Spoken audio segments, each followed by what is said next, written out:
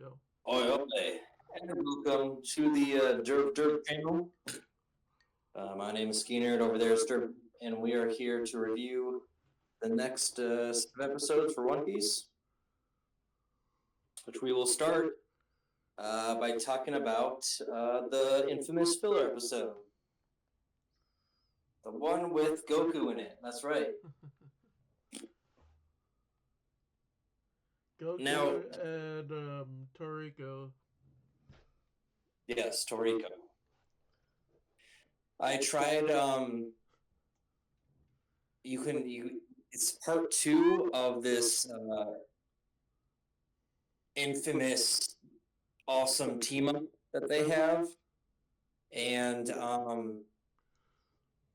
apparently the first episode is in the 99th episode of Toriko. I tried looking that up, and I found the show Toriko, and they have all the episodes except for 99, which is very disappointing. So at least we got to see part two and get to see Goku and Luffy team up. That's pretty fun. I did have to watch it twice, once in Japanese and once in English, because as we all know, the voice of Piccolo and Zoro is the same person, same voice, and the voices of Krillin and Usopp are the same voice actor. Same thing with the guy that voices Piccolo and he also Piccolo. voices Vegeta. Yep. Wait, what about Vegeta now? Christopher Sabat also voices Piccolo and Vegeta from Dragon Ball. Oh, okay. And we got Zoro with that too, so it's cool to see that crossover. There wasn't a whole lot of talking. I was looking for it, but Krillin talked a little bit, and Usopp talked a little bit. I didn't hear Zoro say anything, but Piccolo said stuff. That's It was because there was no like interaction, unless it was in the first one. Zoro and Vegeta you don't see till the very end. Oh, you don't? Yeah. Well, I mean, it is part two, so I assume like they all gathered and they all looked at each other and were just like, okay, let's all fight. Because the whole time they keep wondering, hey, where's Vegeta? Where's Zoro? Exactly.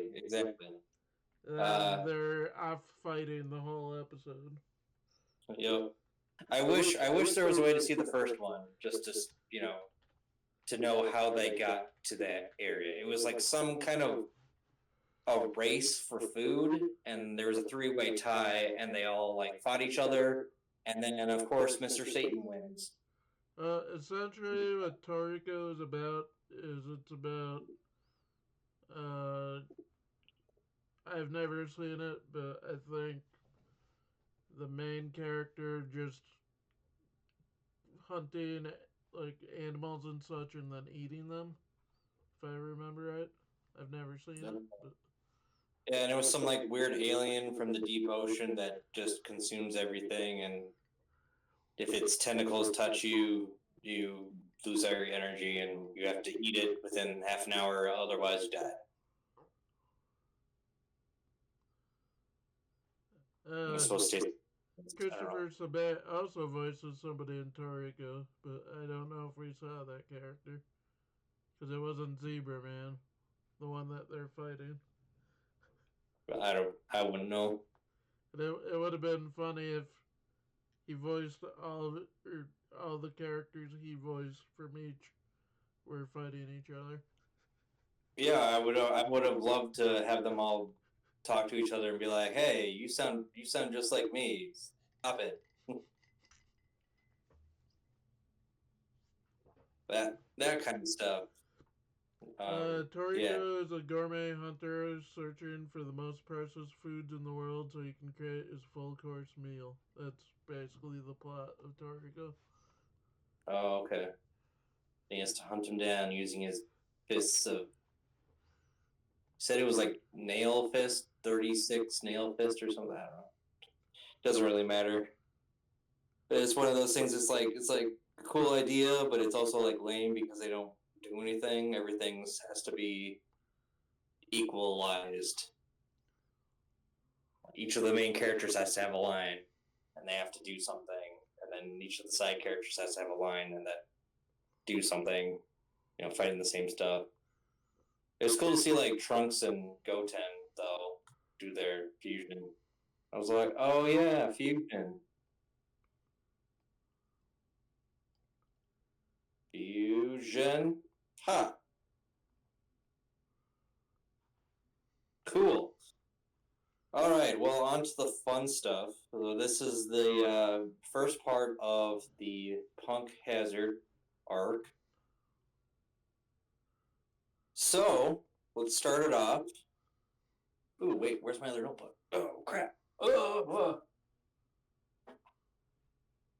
Okay, there we go. Started off, they're sailing along in the New World. And they get an SOS call. And this SOS call, there's like a message on it. And some guy's like, help me, boss. The samurai is attacking. Hey, boss. Boss, help me. And that's all they find out. And then immediately Nico Robin's like, no, we should just ignore it. It's probably a trap. Like half of all SOS calls are traps by the Marines to, lure you in. And they're probably listening onto it. And of course, Luffy picks up the phone and he says, I'm Monkey D. Luffy. I'm going to be the king of the pirates. So there's that. So he kind of like does the opposite of what he's told, which is, normal. For Luffy, yeah. For Luffy, yep. He did the same thing with Big Mom. Hello, I'm Luffy. I'm gonna be king of the pirates. What? Huh? I'm gonna find the One Piece. Yep. Oh, cool. So, anyways, we're introduced to Punk Hazard, and immediately they go upon like a sea of fire. The sea is literally on fire. Everybody's confused, and they're like, well, they mentioned snow, but this is the direction that we kind of are in, and it's probably on this island somewhere. But excuse me, let's go explore. So they all draw straws, of course, and Luffy, Zoro, Robin, and Usopp go ashore, and they encounter a talking dragon. And immediately they're running through this land of fire, and they attack this dragon and eat it. And it tastes delicious. And they're having a great time, especially Luffy, who eats pretty much all of the dragon. And they find on the dragon some legs, and Luffy is like, ooh, look, talking legs. And he puts it on his, he goes to chase it, and he gets stuck to his back. So now he's like a centaur. And they see like ice and fire in the sky. So they don't know, or Nami does. She's the one that notices it. And she also creates a really cool pathway. What is it called? The Milky Road, she calls it. So it's a path that, like in Skypiea, she makes a cloud path that goes over the flames so they can get to the island. I thought that was fun. And apparently some incident happened 4 years ago on Punk Hazard. They just don't know what it is yet. But we will find out in 3 seconds. So we find that there was a chemical weapon attack. Oh, my bad. Hold on.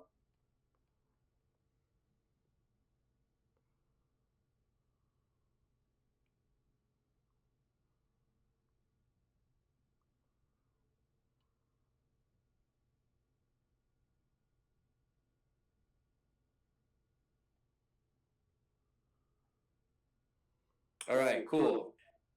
All right, so 4 years ago, there was apparently a chemical weapon attack. Something exploded, and the island was uninhabitable. Now, this time, we don't know, what caused it, what is it, but we can speculate on it. It's probably an accident. I mean, nobody just drops a bomb like that, right? On an island? Because apparently it was like Dr. like Vegapunk's like a marine base. So it must have been an accident or something.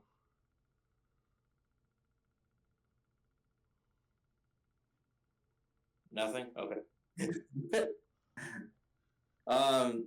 Okay, so they're all split up, and while the party going to shore, there's like a gas attack on the ship.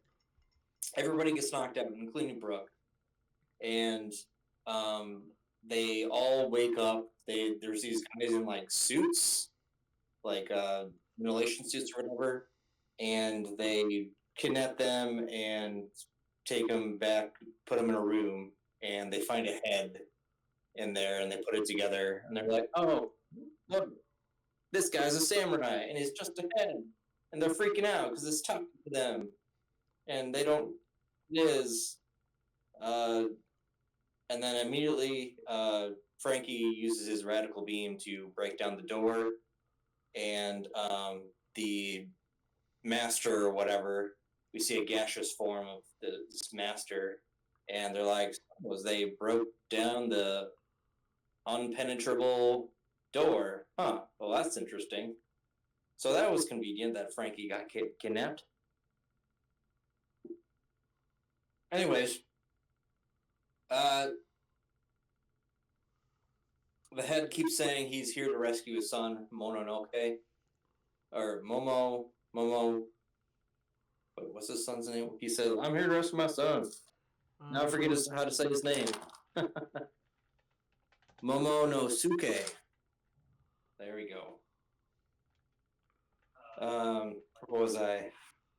Oh, right. Meanwhile, Luffy meets the legs, and we talked about that, and he becomes a centaur, quote unquote centaur, and he meets a new friend. This friend is also a centaur, and he notices Luffy being a centaur. He's like, "Oh, you must be new. Well, welcome." And they start like having fun by racing up a hill or up a building, and immediately this guy named Hayo Toros is told like, "Oh no, they're the intruders on the island," and he immediately attacks Luffy. Like, "Oh my god, what's happening?" Blah blah blah. And at the same time, this is going on. A smoker approaches, and he is going towards Punk Hazard, right? Because he, Tashigi and Smoker heard the SOS call, and they heard Luffy answering the phone because they were, of course, eavesdropping on it with the black transponder snail. And they're like, "All right, we're gonna go to this island and see if we can capture Luffy because that's his goal, right?" So he's approaching, and he finds a pathway or river, and immediately smoke or there's gas that's released, and everybody's freaking out. They're like, "Oh my god, there's gas on this island. It's uninhabitable." And he's like, "Yeah, right. Shut up." Even though he's like made of gas himself, right? And lastly, for this part of it, we find that Punk Hazard was the site for Aokiji's and Akainu's duel. So you had fire and ice. A giant battle that lasted for 10 days, which made Akainu was the victor. So that's that. I thought that was really awesome. What do you think? Yeah.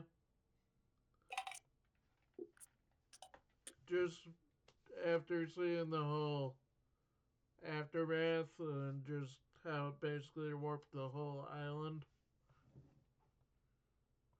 Yeah. Especially these forces continuing to like burn and freeze. Like, because this fight happened 2 years ago. You just think about that. How powerful these two admirals are. And also, it created like a crater in the middle, like a like a lake in the middle, and now like new sea life is there, and it's a whole new ecosystem, and it's freaking nuts. Like how this fire is still able to burn, even burning the sea. Like how do you like how?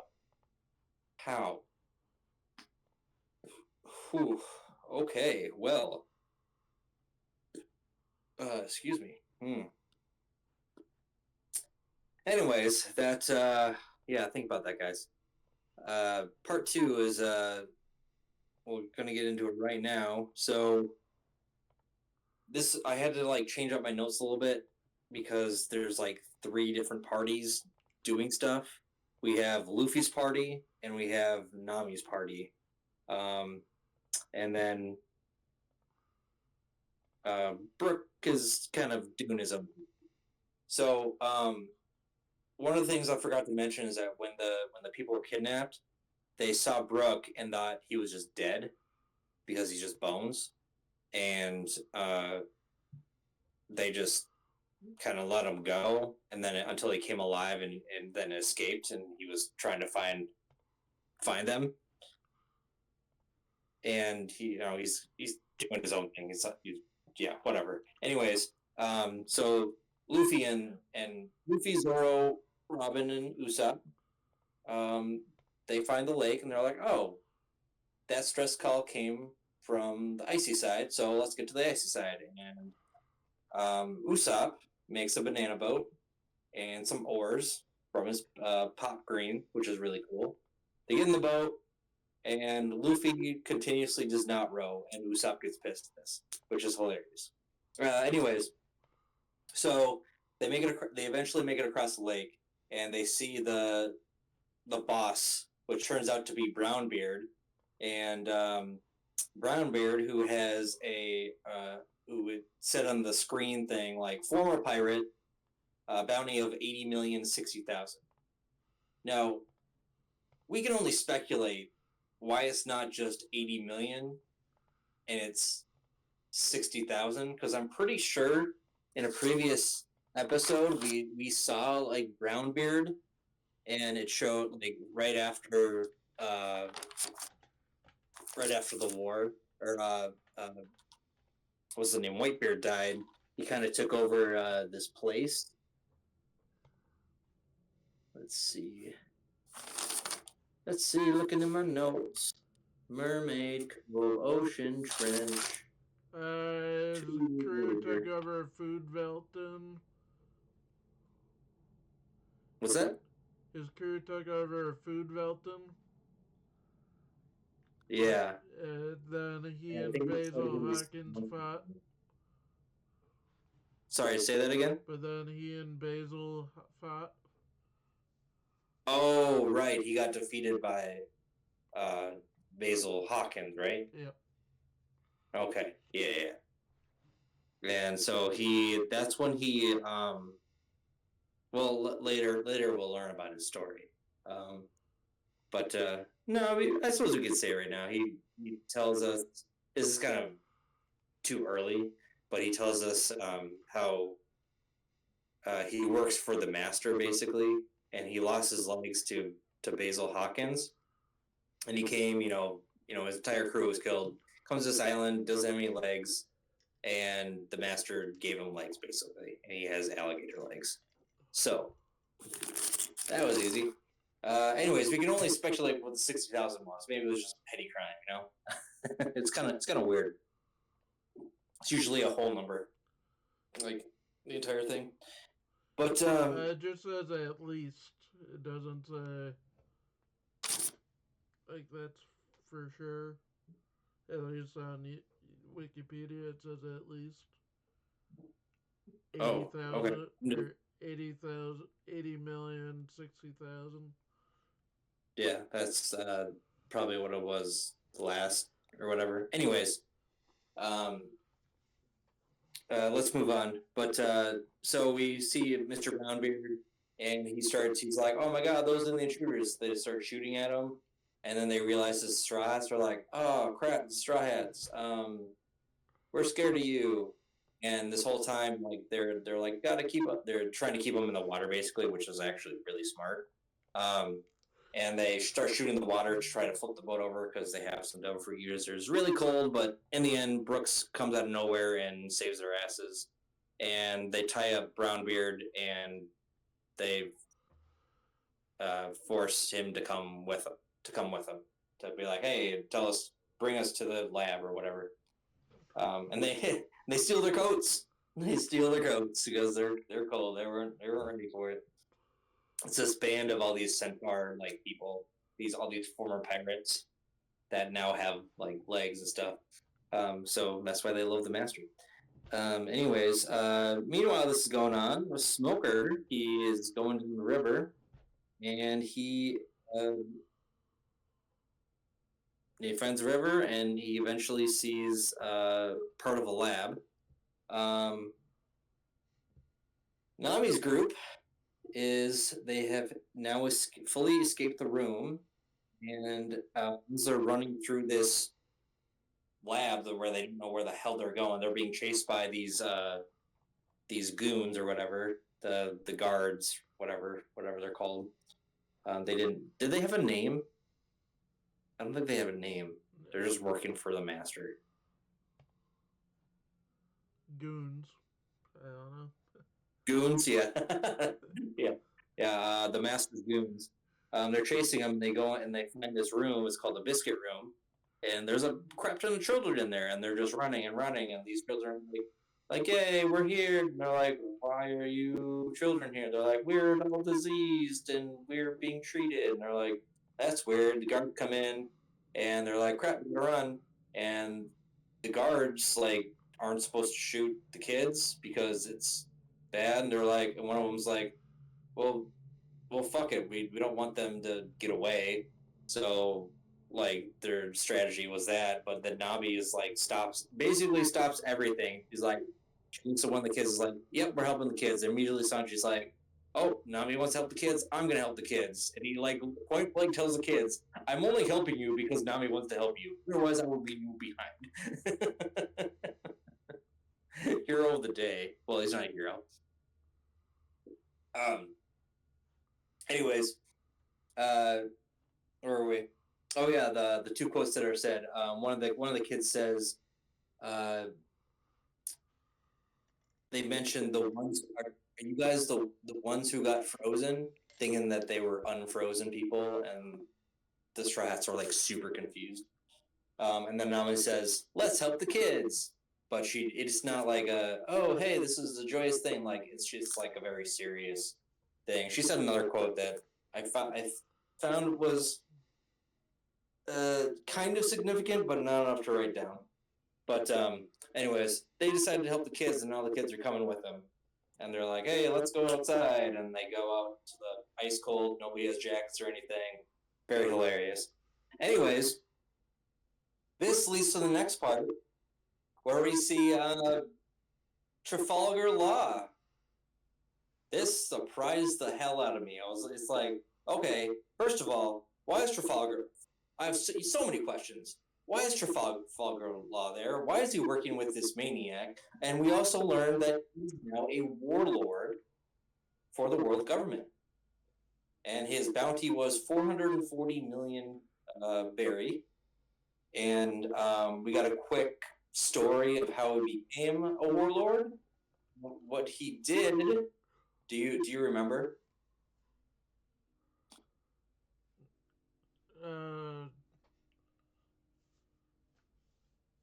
No.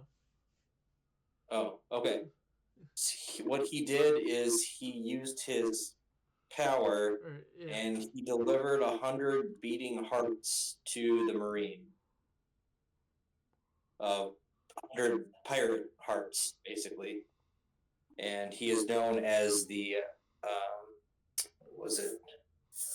Operator of Death? Surgeon of Death, that's what it was. Surgeon of Death. And during this fight, Smoker is mentioning, Smoker's there, he knocks on the door, Trafalgar Law answers it, and he's like, oh, hey, how's it going, Smoker? He's like, hey, you're not supposed to be here.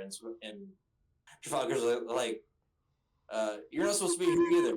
And he's like, oh, right. But I need to come in.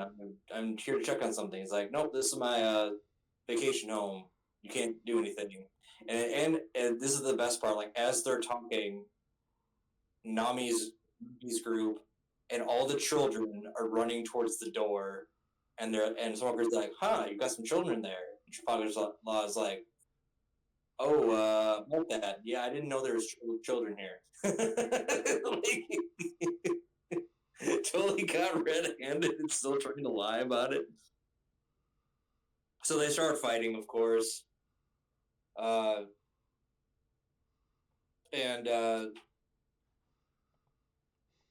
let's see, I talked about that already. The door. Yeah, the door interaction just alone was just hilarious. Seeing these two badasses, Smoker and Law, just going at it and just having their philosophical debate, like, why are you here? Why do you need to be here? And we don't know why he's there. He mentions a little later that he's looking for something, and that was his deal with the master to stay there. We learned that a little bit later. But I think it's that in the next couple episodes because I've seen a little bit. Anyways, so that's fun. And then we get to see some of his cool attacks versus Smoker. Like we get to see his actual him in fighting mode because we saw him last on the Sabaody archipelago, and his attacks were cool, but we still didn't understand. But now they're a little more advanced, if you know what I mean. So we get to see this one called Gambles. He basically, what he does is he switches all the bodies of people. So he switched all of that group: Nami, Sanji, Chopper, and Frankie. They switched bodies, and they don't know what's going on. And we also get a one called Scan. And Scan was a thing where I thought it was like, oh, scanning to see for weaknesses. No, but he basically just stole a transponder snail from Smoker so he couldn't get a message out to say, oh, someone's here on this island that nobody's supposed to be here. Supposed to be in the hush hush. And the last one he used on Smoker was called an attack called Scalpel. And what he did was he removed Smoker's heart. And it's totally fine. Still able to like beat and stuff. But if you have someone's heart, you're pretty much in control of them. Yeah, you can't mess with nobody if they've stolen your heart. It's just logical. And it's like, and we also learn about his Devil Fruit powers called Operation Fruit. And he's able to, in his room, he casts like a spherical room thing, and in that he can basically slice and dice anything he wants, and it doesn't die, but he can like he can turn them into a puzzle. So what he also did was took their ship, put it in the room, and cut it in half and turned it upside down, and after being in the room, it fell, and he was able to stack different things. He can have fun with whatever he wants. It's a very powerful beat.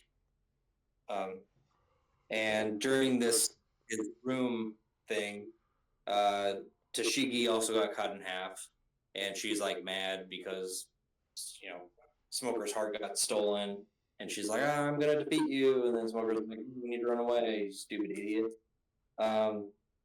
Meanwhile, after they had their bodies switched, also what happens is he switches Tashigi's body and Smoker's body, so that's fun. And then the kids keep running. They go in a different direction because they don't want to get involved in this fight. And we learned that the head thing, the samurai head, he has a devil fruit power. He's just like, yeah, I can make disguises. So he can make coats out of like inanimate objects, and so now everybody can be warm. That's convenient. Also, during that Smoker and Trafalgar Law fight, Luffy comes through and he's like, "Oh, hey, Law, thanks for everything." Even though he just like attacked other members of his crew, but he didn't know that. And he just like passing through. He's like, "Oh yeah, whatever. You guys do your fight, and I'll just keep running around." So that's fun. Uh, let's see. During this, we were also introduced to another character. Her name is Monet. She is like a bird or something, like half a bird. Yeah, I don't know. Anyways, and then after after all this, the Straw Hats reunite and like outside in some cave, and they're like, "Hey, we're all together! Whoa!" And immediately, it's funny because they split off and then they come back. So we need to talk about this. What's his name again? Ito. What's his name, Mister Ichiro Oda. Oda? That's right, Ichiro Oda, Mister Oda. Yeah, these things are really complicated. I don't know how you like the organizational skills to like pull all this off, but like writing notes for this is very difficult. Trying to keep this all like in perspective, like in front of you, it's very hard. But it's also fun to watch what you're doing, so keep doing it, please. But just end the series already. Yeah, I'm just not used to this. Like everyone, this group is doing this group is doing this group is doing this. So like chronologically, it's hard to talk about because things are happening all at the same time, but separately. So that's trying to talk about it and review it. That can be hard, but I'm enjoying it. Anyways, so the last part we're going to talk about has to do with this mysterious. There's a mysterious CC that they see on transponder snails. Smoker immediately sees the CC and goes, "Oh, that's Caesar Clown. He was one of Vegapunk's assistants," and blah blah blah. We get some history with that, and we'll talk about that right now. So Caesar Clown is Dr. Vegapunk's former assistant, and during this confrontation with Smoker and Trafalgar Law, I think it was Caesar Clown that was talking about it, but they were talking about the worst generation, and this is like they're talking about the 11 rookies plus Blackbeard who are on the Saboti archipelago, and how this new generation started a new era basically, and how they're just causing lots and lots of havoc all over the new world, and people are having trouble with them, especially during this power vacuum time. So 11 rookies, Luffy is one of them, and yeah, that's where they call the worst generation. Anyways, so Caesar Clown, he's not a particularly good person. However, his men, especially the Centaur people, love him. They call him Master, and they're like, "Oh, you're a saver," blah blah blah. So I think this was this the part where Black, yeah, Black was like tied up in chains, and he was saying, "Oh, how the Master is great" and stuff like that, and to one group, while like Smoker and Tashigi are talking about Caesar and like what he's actually doing. He's not a good person. Yep. So like we find that Caesar Clown was the person that was behind the explosion that happened 4 years ago on this island. It was Punk Hazard was a beautiful place, like full of life. But and like there was like a marine lab here. It was Dr. Vegapunk that was in charge, and they were doing actual like experiments, like unethical experiments on prisoners, on the pirates that were there. Instead of going to Impel Down and being tortured. God damn. So during the explosion, 2 of the 3 labs exploded. So there's 1 functional lab. And where they're hiding is part of one of the destroyed labs. And what the quote unquote master did, or Caesar Clown did, was he helped people without legs to walk again. He had like some other device, like a floating device that helped him. And then Trafalgar Law came around, and with his power, he was able to take the bottom portions of animals and put them on human torsos. So all those people are now able to walk again, and they love the master. So that was cool. Anyways, First Generations, EH History. Okay, cool. Prisoners' New Legs, talked about that. CC caused the explosion. Wow, we're getting through this pretty quick. We're almost done, guys. We're almost done. But now we're going to talk about the fun thing. Do you know what the fun thing is? What do all children love, Mr. Derv?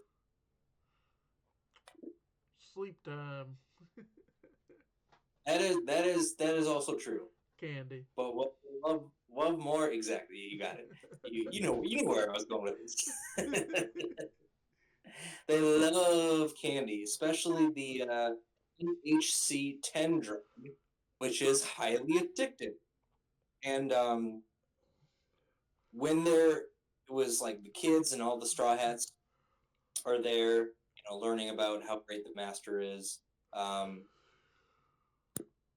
What happens is we learn about this drug, and where does that? Yeah, there it is. It's a highly addictive drug, and what it was meant to do, and what they found was that they were trying to do experiments on making giants, basically. So you have to work with kids, and the world government has been trying to do this for hundreds of years.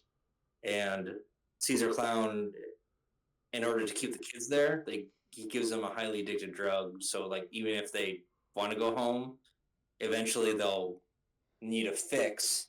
So they'll come to get the quote unquote candy. And it's a candy that's just described as you put it in your mouth and smoke comes out of it. It's like a fun candy, But these kids are going through withdrawals, and Chopper looks into it, and he finds out like, oh crap, he takes sweat samples or whatever. He finds out what kind of drug it is, and he's like, yeah, we're not going to give you any candy. And these kids start doing temper tantrums, and Usopp is there, and he quickly thinks on his feet. He's like, all right, I'm going to attack them. People are like, no, don't attack them. He's like, yeah, I know. God, I'm not going to attack kids. He does his special attack sleep star, and it's sleeping gas, basically. So they all fall asleep with, oh, sweet, you put them down. That's good parenting right there. Get him some sleeping gas. And we still don't know what Trafalgar Law is looking for. We learn a little bit about kind of why he's there. I think I think he's with them at this point. And he's with Luffy's group, and they're talking, and he's like, yeah, I came here to aim for something, and I made a deal with Caesar Clown to stay here and go wherever I want. And Caesar Clown gets he does one of the most horrific things I've ever seen. This gets like really dark. So one of the soldiers, the Centaur soldiers, comes to Caesar, and he said, "Oh my God, we got attacked. You need to help Brownbeard. He got captured." And Caesar's like, "Oh yeah, I'll do that, but I need to make sure that you're doing okay. So I'm in this room." And what he does this like experimental drug on this guy who's like hurt, and he's like, "Oh, how are you feeling?" He's like, "It hurts. Oh, are you sure?" And like it's like, master, like he loves Master. He loves Caesar Clown, and it's a feeling of, he's crying and he's feeling betrayed and he doesn't know what's happening, and he thought, Master was trying to help him, and he basically uses him as cannon fodder in one of his experiments with this new drug. So he's dead.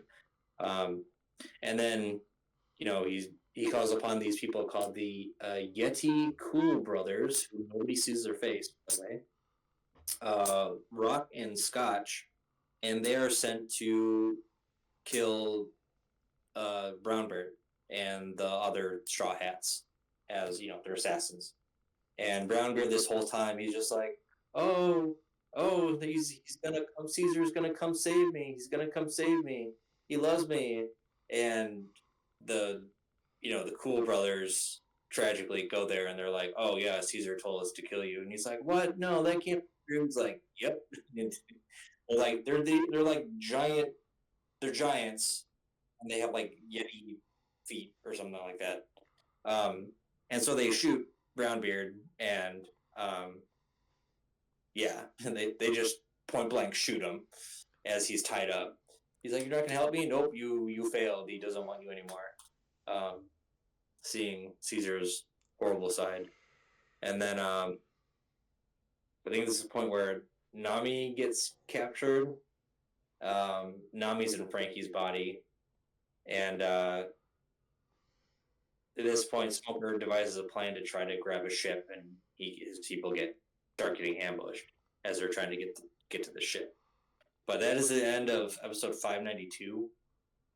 So it gets really dark, which I love how dark it gets and real it gets.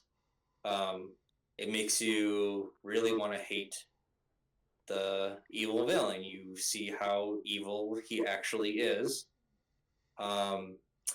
Things that I didn't mention is during one of the conversations that Caesar had was they mentioned some names.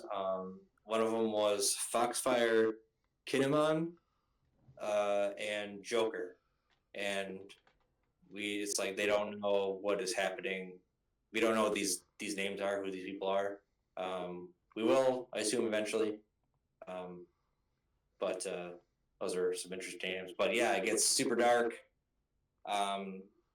It's this villain guy. He's this Caesar clown. Like, he pretends to be good, and I'm gonna give you some candy, kids, and realize it's all manipulation and stuff like that. So I'm gonna go over some notes here to see if I missed anything. I don't think I did. Did you have anything? No.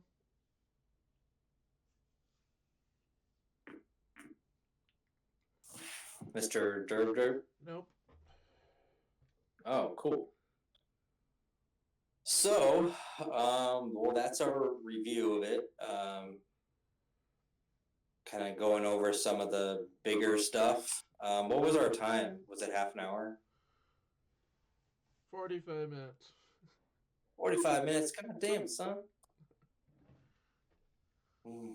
Still doing it too long. Well, still experimenting. I tried a different note.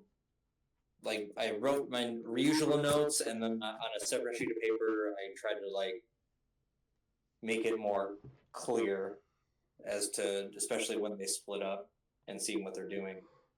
But it was a little better. It made it a little easier, but we'll try to keep it short. Apologize for that. Also, by the way,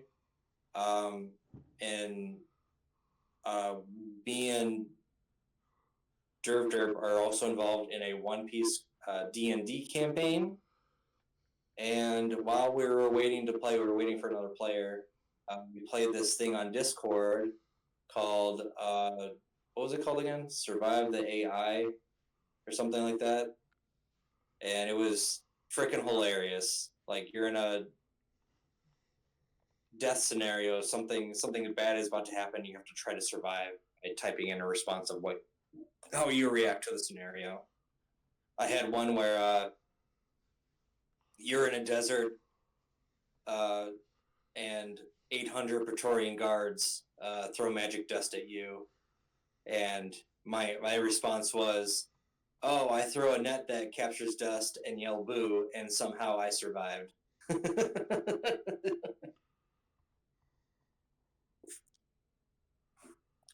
It's just an AI responding to an AI determines like how you if you survive or not. So it's really fun. It makes your creative muscles work, which is great. Um, I'm trying to is exercise the right word? No, I don't think so. I don't know. Growing up, I was always really did a lot of left brain things. Creative stuff was very hard for me. So I'm, playing D&D and um, especially getting inspiration from One Piece really helps with your creative juices because of the what's his name again? Oda. I think I got it right, right? Not the first time, but the second time, yeah. Yeah, I got it right. I had to correct myself. Mr. Oda. I don't know how he does it. Like you keep watching the show and you're like, God damn. Like everything is just so detailed. It's not perfect. And I wouldn't want it to be perfect. But like the mystery and the intrigue and the different characters and their different quirks and how they interact with each other and the philosophical stuff and the battle stuff and just these this worlds he creates. He's just one of those creative people that loves. You can tell he loves what he's doing.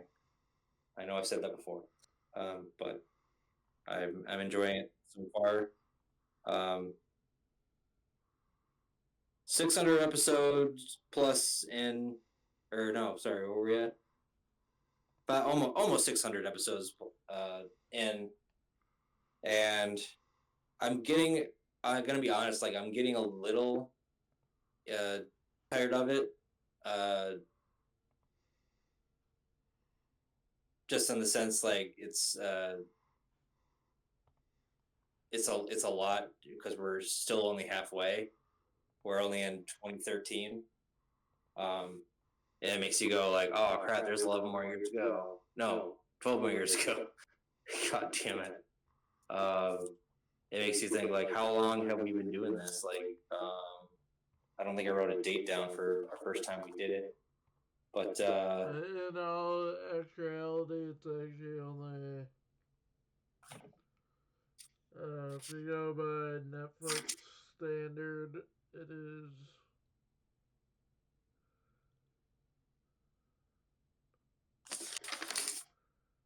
Like 4 more seasons, and then we'd get to where they're currently coming out with more. okay.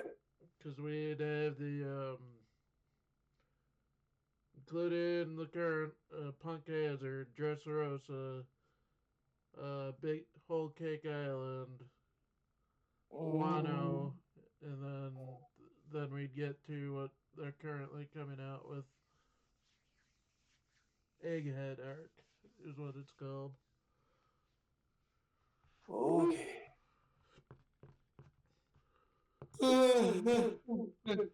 Wano is the longest arc so far. Guano. I love guano. Over 180 episodes.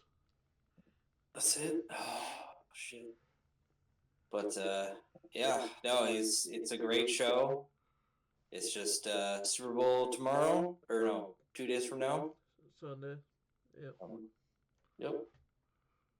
And see what happens. See what happens.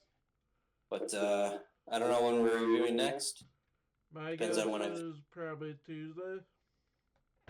Tuesday, today's Friday.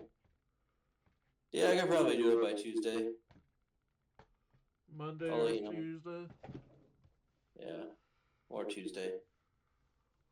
Because we have it's not D&D on Tuesday, correct? No.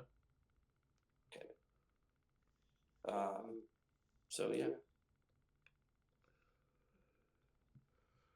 What is it? We will do What are we they're doing? now Pokemon on Wednesday. Pokemon Wednesday. But I feel like there was something we were going to do on Tuesday. Huh.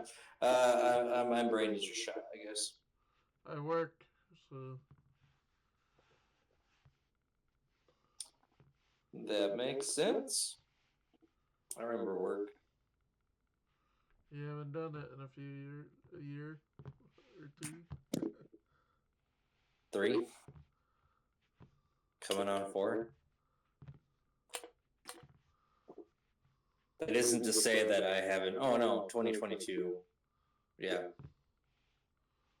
So that doesn't say I haven't been doing nothing, but I have a different kind of job, if that makes sense. Getting better. Are we still streaming? Yep. Oh, okay. We can probably edit it. Sorry, editor. Yeah, we kind of went overboard. You just sent him a message to be like, as soon as we talk about other things besides One Piece, you can probably cut